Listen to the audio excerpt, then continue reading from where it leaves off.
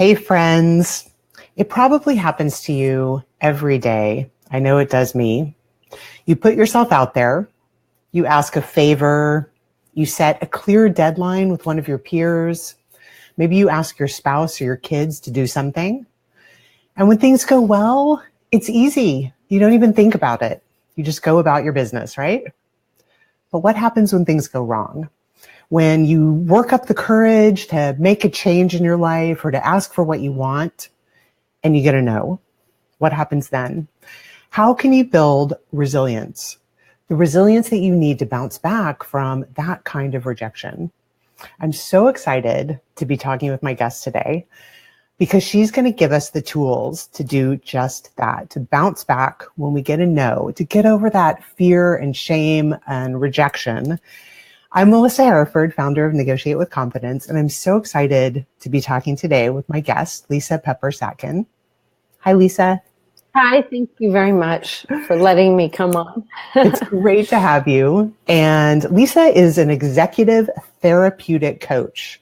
She has over 20 years of experience blending her work as a licensed psychotherapist and an entrepreneur and a coach. So she has this really unique blend of skills that she's bringing to the coaching profession, where she understands what it is that we're going through at a very deep and psychological level. It can bring empathy into her practice, but also bring the skills we need to help move us forward. So when it comes to resilience, she's going to drop some serious knowledge bombs on us today. One of the reasons I'm so excited to talk with Lisa today is because, honestly, I've been having a tough couple of weeks. Like, things have just not gone the way I wanted them to.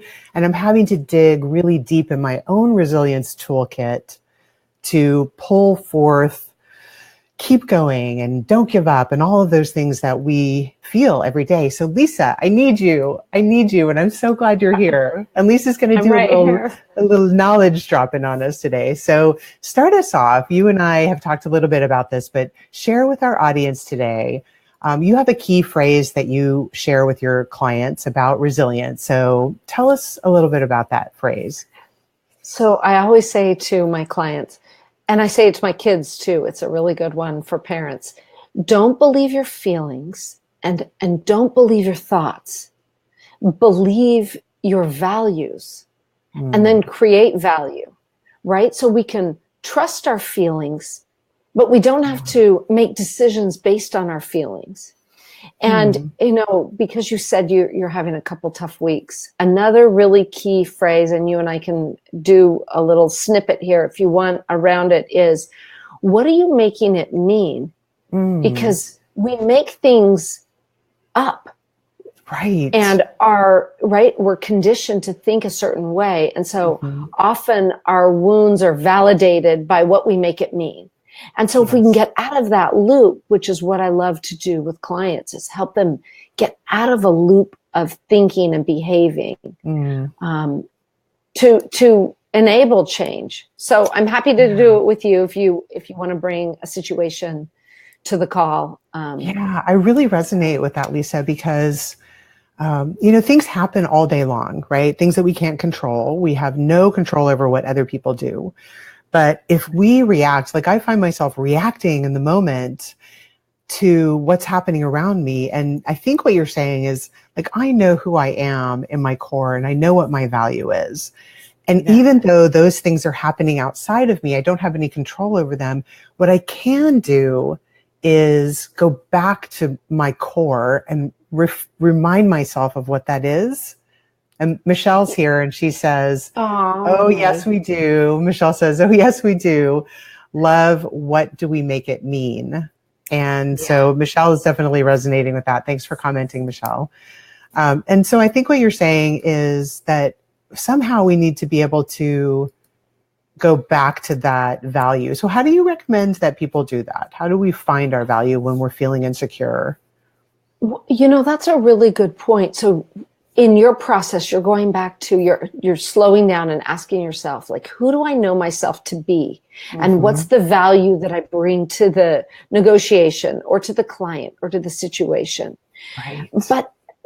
But the flip side of that, or not even but, and the flip side of that is this key phrase of what do I make it mean? So like recently I had a client sort of go MIA, and I knew it was her anxiety. I mean, she was coming close to a real breakthrough, and we all know how anxiety can stop us. And I had to just check in with myself and say, what am I making it mean about me and my work that she's falling off? You know, we were in this big, beautiful body of work together, and I missed her. But my hurt was because I made it mean something about me and my work until I could kind of use my own tools to come back to, oh, right, this is her dance.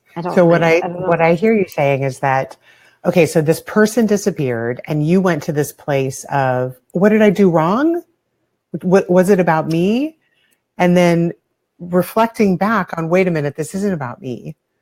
And this is about her and the work that she's doing. Well, it could be about me, but when if I made it mean that I did something wrong, that's the part you want to unpack, because I don't know that, especially with this client, because she went MIA, right? She was like not returning my calls, not returning my texts. Yes. And the work that I do with people, and I'm happy to even take you through it a little bit more now, but it went further back, and it's sort of vulnerable for me to say this, but it went all the way back to this place, I think it was in college, where this group of girls rejected me for no reason at all. And we all, I think, especially all of us women, know that that's kind of even more painful than a breakup with a guy, if you're a woman that dates a guy, right? But I could tap into, oh, this has an older story to it that's painful. This isn't necessarily just this current client coaching relationship. It had barbs from kind of deep in my past. And so I took myself through these steps that I do, and I can provide those steps for your audience on a downloadable later. I will send that over to you. But we can ask what the story is. And when we can recognize the story that we have attached to the hurt, and then we can ask ourselves, what's needed right here in this moment, right? What was needed for me with this client was for me to make myself available, professional, and present, and to not take it personally. I didn't need her to fix it for me. I have resources like all of you. I can go to you and say, hey, I'm feeling really vulnerable here. And then I needed to continue in my professional work with her. And her being MIA was about her process. It wasn't about me. So much of what we talk about in all areas of how I work with people in negotiating is to not take things personally. And one of the tools that I give women I give everyone is to be curious instead of taking things personally. I love that. To ask a question. So what are some of the tools that you share or that you encourage the people that you work with to build that resilience, to not take things personally? Well, there are so many different tools, right? One thing is really good to ask yourself, is this on my list of shoulds? And I joke with people, don't should on yourself, right? Or is it on my list of wants? Usually if something's on your list of wants, you're more likely to progress forward in creating it. If it's on your list of shoulds, the way I speak to it is it's like an outside rule book. And I joke with clients, like, I didn't know that was the rule book. If you send me your rule book, then I'll know that those are your rules and I'll go by that. Right. My guess is that a lot of people don't know what their rule book is until they're in their situation. Do you find that that's true? Totally. Until they start to unpack it? Yeah. Right. I mean, I was sitting with a young woman executives, super successful in her career. And she has all this pressure around getting married and having babies. And she said, it's just true, Lisa, if you don't find a husband by the time you're 30, it's like, no way, no how. And I said, really? I did not know that was a rule book. And she had never thought of it like that. She was living in a story that no longer served her. If she stayed in that story, then she didn't have any options. She was sort of a victim to that story. So I help people unpack their thinking in that way. You know, it's helpful to have someone else observe you or talk to you, you know, reflect your own thinking. Yeah. So Michelle says, this is super useful. She's thinking about what her unconscious rule book might be. That's a great activity. And so if you're working with someone and you want to help them to build up this resilience, let's continue that conversation around. So we know that we have to identify where we're taking things personally, right? And we have to know what our value is so that we can go back to that value when we're starting to feel like maybe we're spiraling out of control or we're taking things personally when we shouldn't be. What are some other tips that you give to people to let go of that tendency, wherever their tendency is taking them? Yeah, their struggle, exactly. So that takes me into the conversation of anxiety. Right? And anxiety lives in the body actually very similarly to excitement, right? So the more we start to know the triggers in our body, we can identify, is this fear of the unknown, like the future that's far off? Or is this something that I'm worried about? Like, is my technology going to work today? You know, I noticed I was kind of stirring about that around 9:30, like, am I going to make this all happen? Right? That's just general worry. So with this body of work around anxiety, we have to learn to train our mind to know that we will land and that we will be okay. Yeah. And that's different than reassurance. Like reassurance is like, oh, no, Melissa, don't worry. It wasn't personal. Or no, Lisa, it's not personal that the client didn't call you back. You know, I think our friends have a tendency to do that, or we parents have a tendency to do that with our kids. And I say to people, it's actually the worst thing we can do is reassure our kids or reassure our friends or our clients, right? What we want to do instead is help them build the toolbox to guide themselves into all the different possibilities of how they will land on their feet. Does that make sense? Yeah. Can you share some specifics with us? Like, how do we do that? We do that by, well, I'll give you an example of one of my kids. Better to use an executive, right?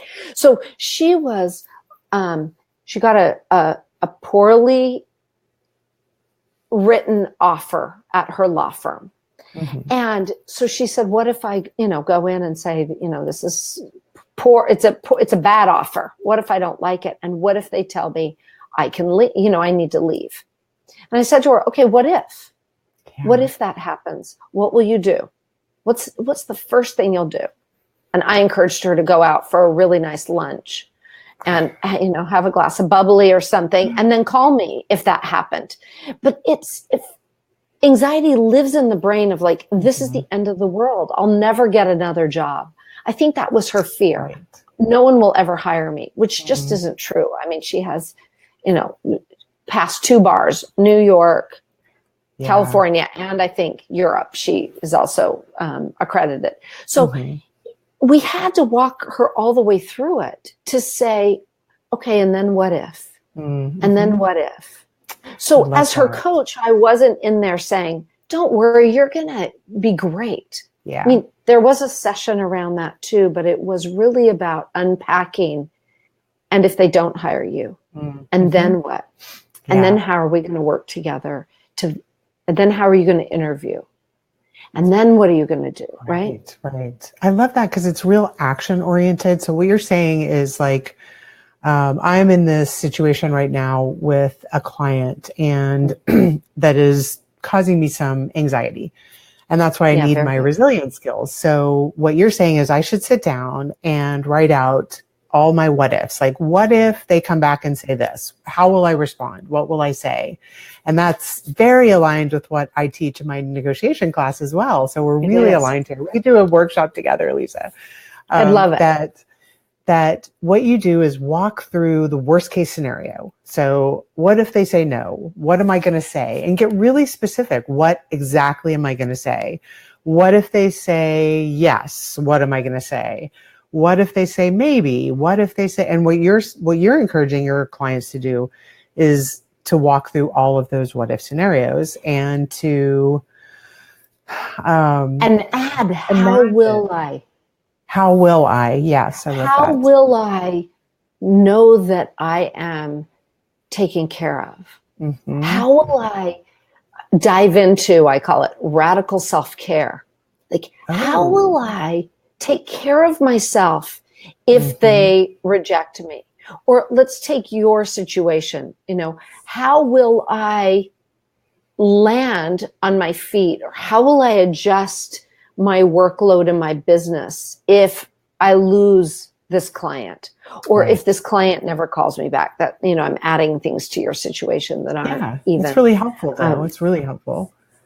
And what will I do? What will be my next steps?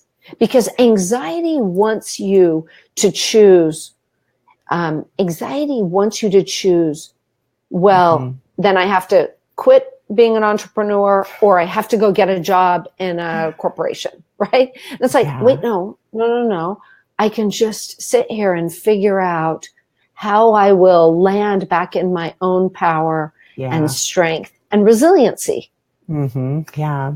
So I think there's I've been thinking a lot about this because it being in this struggle right now myself there's a lot of shame that comes with these situations where we have to be resilient, and feeling like, I know for myself and also for the women that I work with, that if someone gets up the courage to ask for a raise or talk to their boss about a promotion or whatever, set a deadline, say no, that if they get a rejection, they get a no, that for me, the feeling is shame. And I know this is true for a lot of the people I work with, that I should have been good enough to convince them, or I should have said that in a different way and it would have gone a different way. And so there's all these feelings of like, I can imagine myself telling the entire room how successful I was and yay, and everybody's celebrating.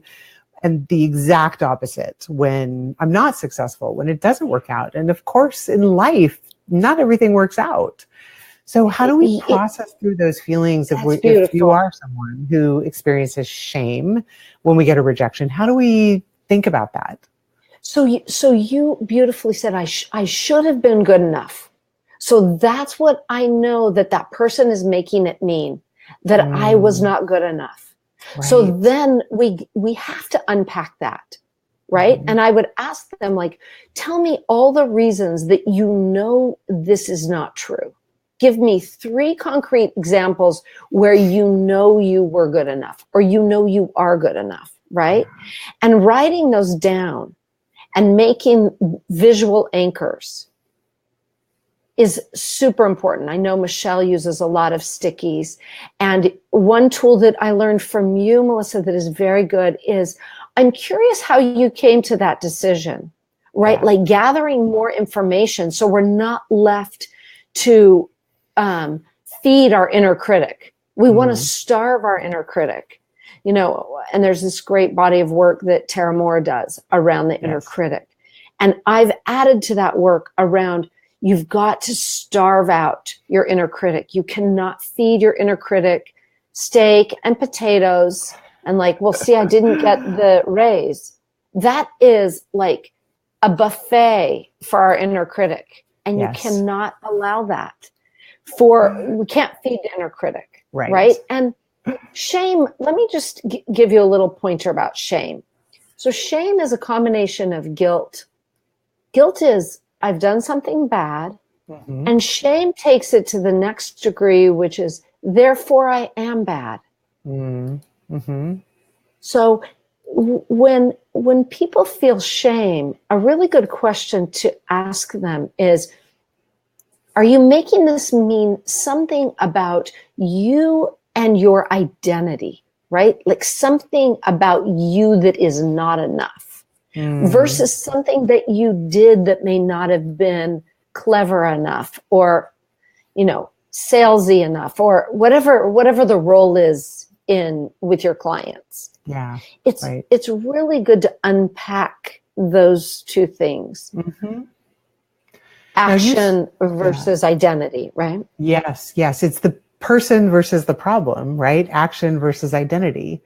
Yes, that is, that's really helpful.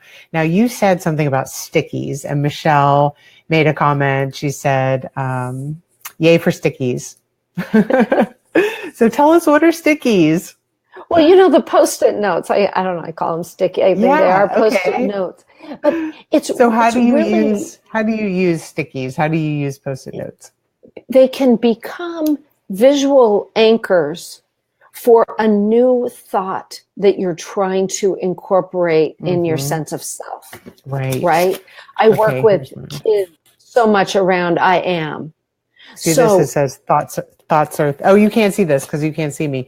I'm holding up my own sticky, and it's been here for so long that I've got tape on it.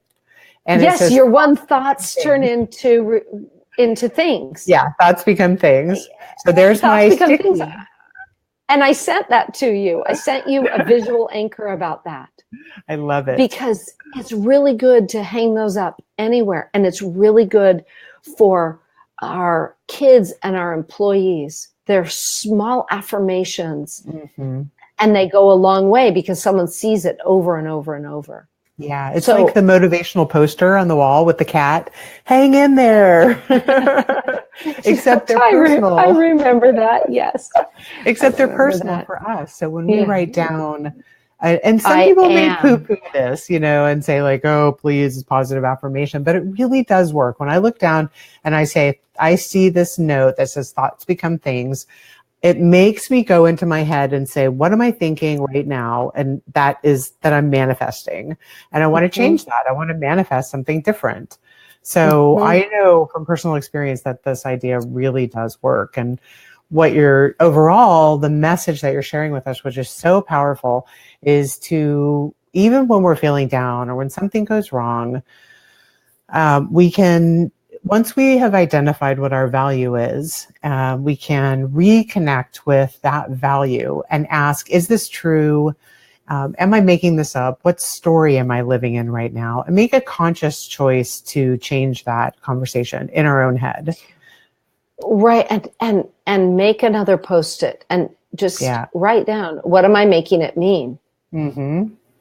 Exactly. Because our story, I mean, this gets, it can get pretty psychological and therapeutic in there, but that is, a gift that I bring to the coaching relationship, which is, it's probably a deeper, older wound that is, rearing its ugly head right now.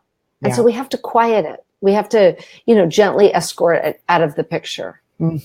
Yeah. I mean, for me, for sure, honest moment here, it's being the perfect daughter, being the perfect child. When I'm not perfect, I'm failing somehow, and disconnecting from that and being able to see, no, I'm not failing. Look at all these other solid success stories that I have to reconnect with and to find my value again. Right. And I would go even a slightly different direction with you. And that is, if you do fail, whatever failure means to you, what will you make that mean about you, Melissa? Right. Yeah. Right? I mean, it's a bigger process. It's a longer That's session. A good question. I'm going to have to think about that. I'm happy to work with you around it, just to expand your thinking, which then, gives your audience more tools when they work with you. Yeah. This is great. This has been such an interesting conversation.